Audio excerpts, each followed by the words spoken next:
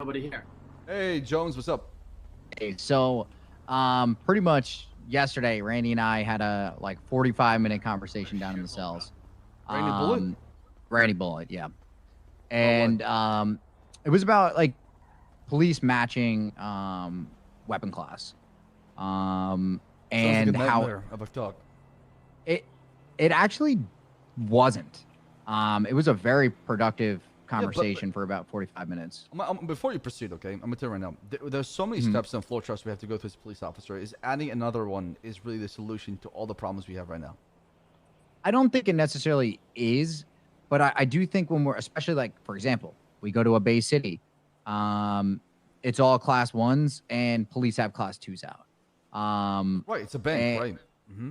yeah, so I agree with it, but at the same time, I spoke with Mandem, I spoke with GG, I spoke with NBC, and all of them are on the same page that if police was to not have class twos out when they have class ones, and we actually made an effort to match, that there would be a lot less shootouts and a lot less class twos on the street. I will And I believe it when I see individually, it, Shane. I've been saying this for over 2.5 years now. Okay.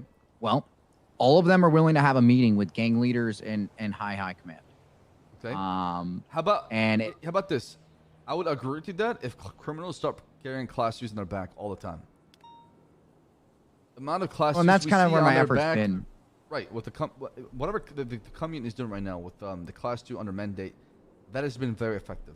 Wanting to be like that, has. so we can have them dial back. If there's less class twos on their backs, I don't think there's a reason to have a class two on your back as well as a police officer, unless you see one, of course, right? So, Well, and that's the thing that I think that there is a lot of situations where people have class ones and cops are rolling up to a 78 call and they're just fucking mowing people down with class twos.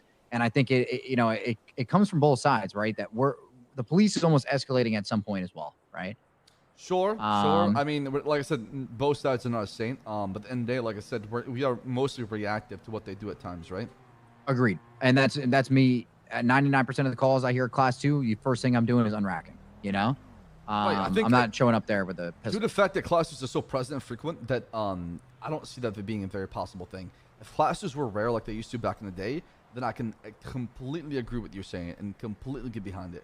But due to the fact that there's so many abundant amount of class twos on the streets, it's really hard to kind of make that a mandate or an SOP. And that's the thing. I'm not necessarily saying it should be a class two or a mandate, right, or an SOP. But I think that if we make a conscientious effort to de-escalate and we hear these individuals out, I mean, these guys were appreciative. This is the first time they've ever had like a community outreach from the police actually going down there and having a conversation with them. Like you'd be surprised how willing these guys are to. They're not happy with what's happening either, right? Well, no, I know, I They're understand that. they're talking about like, hey, their car's out. The first thing that happens is they hop out of the car, they get tased and cuffed immediately. Like, we all need to make a I conscientious need an effort autos here worker, to, man. improve the relationship between PD and civilians. And I'm trying to actively, hear these guys out. Not everything is just an immediate solution where it's like, boom, let's do this, problem Right, solved. It's not right. that easy. Mhm. But hearing them out was the first step. And I think that having these guys have a meeting with you would be extremely Yeah, I'm beneficial. willing to talk. I'm always willing to talk every single time. I would never just skip that opportunity. I want to talk to these I people. agree. I want to hear their feedback because that is important. You cannot ignore them. You have to learn how to coexist. If you learn how to It's coexist, just a vicious cycle if we don't. yeah, exactly. Because always be that back and forth, right? Exactly. We push, they And push. the biggest thing that I've gotten so far is that if I can have Chain Gang willing to do this, okay? Chain Gang's already on board. I have GG on board. I have NBC on board, and I have Mandem on board. If I can get that 5 groups in this shift to set an example, everybody else is going to fall in line. And you know that, Think they'll especially play by with those CG. rules, though.